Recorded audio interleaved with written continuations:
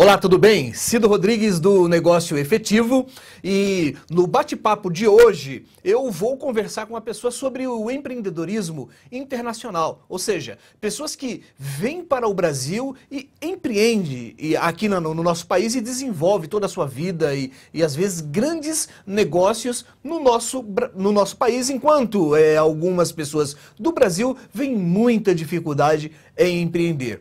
O meu convidado de hoje é o arquiteto Alejandro Martín. Ele está aqui conosco. Obrigado, Alejandro, por estar aqui conosco para falarmos sobre empreendedorismo. Obrigado, Cido, pelo seu convite e muito prazer estar com você aqui. Ok. Alejandro, vocês já perceberam que o Alejandro tem um sotaque e eu quero que você fale de onde você veio e qual a sua formação e por que você escolheu o Brasil. Bom, eu sou formado pela Universidade de Buenos Aires, eu sou argentino, formado pela Universidade de Buenos Aires como arquiteto e já há 28 anos que estou na região de Alphaville, Barueri e na região. Ok, e você escolheu atuar no Brasil, qual foi o seu principal desafio para começar a trabalhar em um país diferente do seu? Cido, o meu primeiro desafio eu vou lhe responder com uma pergunta. Se você tivesse problemas de visão, consultaria um vidraceiro ou um oftalmologista? Bom, se eu tivesse problema de visão, certamente um oftalmologista. Muito bem. Então, por que para ampliar, construir ou reformar as pessoas contratam pedreiros, encanadores e eletricistas e não profissionais da construção? Há um engano em tudo isso, acreditando de que esses participantes da obra são profissionais da construção e eles podem levar uma obra para frente. É interessante você dizer isso, porque no Brasil nós temos muito a coisa do improviso, né? Aquela coisa de que, não, eu mesmo dou um jeito, dá uma olhada como é que faz e vai fazendo. E por conta destes improvisos, ou por conta de uma economia que eu chamo de economia burra, né? Porque na verdade a pessoa economiza no essencial, economiza naquilo que não deveria economizar, acaba contratando profissionais não preparados para executar determinadas obras. E você percebeu isto no Brasil com muita ênfase? Como que você vê este mercado no Brasil, principalmente o mercado de construção, que é um mercado, apesar de aquecido, muito desafiador? Então, um dos maiores problemas que temos no Brasil na construção civil é o desperdício. Eu sempre falo que para trabalhar na construção civil sem um planejamento, se gasta 5 vezes mais que no normal. Por quê? Porque você vai gastar material para fazer, mão de obra para fazer, mão de obra para desfazer, material para refazer e mão de obra para refazer. Então o custo é muito grande sem um planejamento que faz parte do profissionalismo da construção civil. E, por exemplo, é interessante você falar sobre isso porque nos faz pensar que no empreendedorismo, seja na construção civil, que é a sua área, ou em qualquer outra área, as pessoas acabam não planejando, né? E ao não planejar, elas desperdiçam tempo, desperdiçam energia, desperdiçam mão de obra, né? Sem contar todos os outros prejuízos inerentes a este trabalho. Mas pegando o gancho de construção civil, que é a sua área, ela tem muito a ver com o empreendedorismo. Eu conheço pessoas que sequer têm vontade de começar uma obra pelo trabalho que dá. Se você pudesse dizer alguma coisa para as pessoas que nos acompanham, e vamos associar muito isso a empreendedorismo e planejamento, quais seriam os passos e os cuidados que a pessoa tem que ter no empreendimento? O primeiro que as pessoas têm que fazer para encaminhar qualquer tipo de trabalho dentro da construção civil é um planejamento. E o planejamento se faz a partir de um projeto.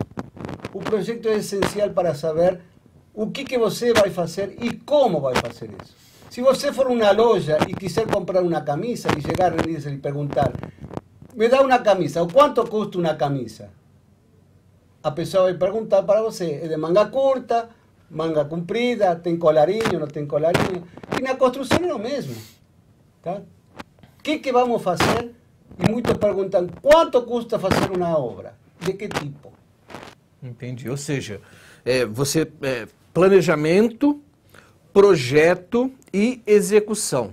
E que tipo de respostas, por exemplo, ainda pegando ainda esse gancho, que vale, na verdade, para qualquer empreendimento, que tipo de resposta o profissional responsável por uma obra precisa ter, ele precisa ter do cliente, porque às vezes o cliente não sabe direito o que ele quer. É muito comum, por exemplo, quem presta serviço ou quem vende produtos mesmo, você está falando assim, o exemplo da camisa, por exemplo, que você deu, às vezes o cliente não sabe direito o que ele quer uma camisa, né? Mas, e o vendedor ou a pessoa que vai atender não pergunta para onde que ele vai, se é uma camisa para festa, né? Se é uma camisa para trabalho, para um ambiente corporativo, se é para ir no churrasco, enfim. E aí você consegue direcionar a atividade. Então, pegando esse exemplo, quais são as coisas que um profissional tem que saber antes de embarcar em um projeto, antes de ir para a execução e evitar erros e retrabalho? Qual é a necessidade do cliente? É fundamental saber qual é a necessidade do cliente. Por isso que nós sempre falamos que a sua necessidade é nossa prioridade e não deixar que o que nós queremos seja executado para vocês. Por exemplo, a necessidade do cliente deve ser a prioridade do profissional. Exatamente. Esta é a visão, ou seja, na verdade, cada vez mais não o profissional que vende, cada vez mais é o cliente que compra. E aí, só que nós temos que orientar às vezes o cliente, né? Ou seja, orientar o quê? Sobre as melhores opções. E como é que é feito isso hoje na área de construção civil? Dentro da área da construção civil, é fundamental que nas necessidades funcionais sejam adequadas às necessidades financeiras do cliente. Se nós extrapolamos as necessidades financeiras do cliente, nós perdemos o foco e o cliente vai terminar sem poder levar a cabo o seu projeto, que é a sua necessidade. Perfeito. Ou seja, então tem uma série de fatores, de ingredientes aí. É como uma pessoa que vai fazer um bolo, né? Na verdade, assim, de repente você tem um monte de ingredientes, mas se faltar um, não é o mesmo bolo, não é verdade? Não é um bolo. A construção civil hoje, com a informática, com o que nós temos, nós podemos levar um bom planejamento para obras pequenas, médias, grandes ou super obras monumentais. Você falou agora de tecnologia, você usou a palavra informática, tá? Então é muito comum também o empreendedor, às vezes ele rejeita, principalmente o empreendedor que já tem aí a sua empresa, fundou há 20 anos, 25 anos, então ele não investe muito em tecnologia, ele tem uma certa rejeição, né? E hoje nós sabemos que já existem máquinas que inclusive jogam massa, né, de reboco na parede. Então, para ver como a tecnologia pode ajudar alguns negócios. Mas em termos de planejamento, que é o momento em que o profissional não pode errar, né? O que já é possível fazer hoje em termos de tecnologia? Hoje nós contamos com, na área da construção civil, com software de altíssima qualidade. Altíssima qualidade. A tal ponto que eu posso lhe dizer que o famoso AutoCAD hoje já é uma coisa ultrapassada. Hoje não se desenha mais, hoje se modelam as obras. Hoje existem o BIM, Building Information Modeling, ou seja, as construções são modeladas antes de serem executadas. É daí que vem aqui as maquetes, aqueles desenhos 3D, onde você mensura. Que nível nós conseguimos, que nível de detalhe a gente consegue chegar num planejamento de obra? Porque nos negócios em geral, você consegue prever um monte de coisa, um monte de materiais, um monte de ação, você consegue prever no papel. E no caso de uma obra que geralmente o material é físico, o material às vezes você perde, você quebra, isso acontece em qualquer negócio, você tem perda de tempo e o planejamento faz as pessoas se perderem também. Mas no caso de obra, que nível de detalhe a gente consegue chegar? No nível físico, eu poderia dizer que hoje estaríamos em uma questão de 10% de erro dentro do que planejamos com o que executamos. Tá, e esse 10% ele tem a ver com o quê? Com o material? Com a baixa qualidade da mão de obra que nós contamos hoje. Ah, ótimo. Foi ótimo você falar na questão de mão de obra.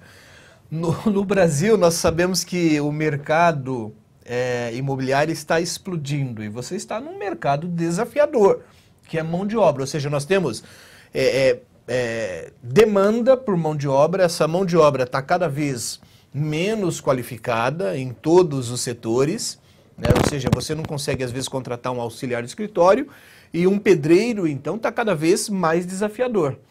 Você acredita que essa falta de mão de obra vai abrir espaço para mão de obra, por exemplo, estão chegando ao Brasil pessoas da Bolívia, haitianos, que fogem de situações difíceis em seus países, para trabalhar nesses trabalhos aqui no Brasil, como ocorreu nos Estados Unidos e Europa há alguns anos atrás? Não, neste momento não acredito nisso. Acredito que se nós preparamos e treinamos nossa mão de obra, nós podemos ter uma mão de obra de altíssima qualidade. Mas há que treinarla, há que prepararla, há que darle tempo para que eles possam levar a cabo e compreender. Existem infinitas quantidades de materiais novos utilizados no mercado da construção, impermeabilizantes, fixadores, plastificadores, que uno tem que ir preparando as pessoas para que, por exemplo, hoje o cal, o famoso cal, não se usa mais nas obras. Então, esse tipo de coisa. E os empreiteiros normais continuam usando cal, o saco de cal, traz pulga na obra, mais poeira, e isso é questão de treinamento. Darle esse material para que possa ser utilizado. Alejandro, ainda sobre essa questão de mão de obra, né, você está falando de treinamento. Eu queria que você comentasse um pouquinho como é que você prepara a sua equipe para minimizar os riscos numa obra qualquer que eventualmente você venha atender. Eu tenho pessoas que trabalham comigo já faz 15 anos praticamente e foram sendo preparadas devagar, de forma pacienciosa, y un control y estar encima, verificando y controlando continuamente. A construcción civil no es difícil, mas es complicada, ou seja, são muitas variáveis que entram em jogo para elas poderem levar a bom porto. Perfeito. E que tipo de trabalho você costuma fazer aí no mercado? Por exemplo, qual é o tipo de demanda?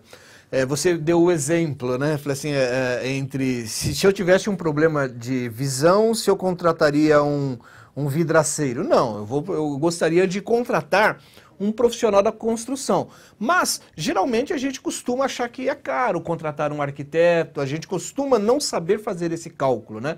Então, eu queria que você comentasse um pouquinho que tipo de trabalho as pessoas podem buscar um profissional como você. Nós trabalhamos em pequenas, médias obras, ou seja, reciclar e reformar. Tá?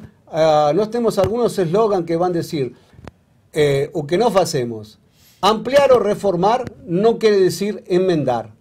Então nós trabalhamos muito na parte de reformas, ampliações, tanto sejam industriais, comerciais, residenciais, e nós damos para ela todo um planejamento de como isso pode ser executado.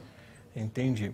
E me diz uma coisa, residenciais, comerciais e industriais. Dê um exemplo, por exemplo, de uma obra comercial, por exemplo, uma loja de shopping, como que é isso?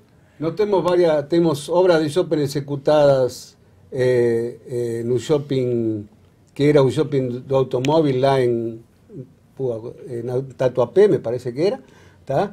Temos na Aldeia da Serra também executadas lojas.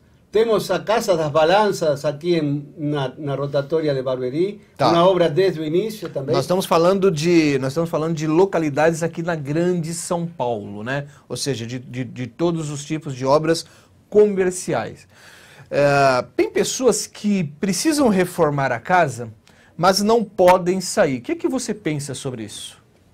Nós executamos muitas obras com as pessoas já morando e continuando a morar dentro da sua residência.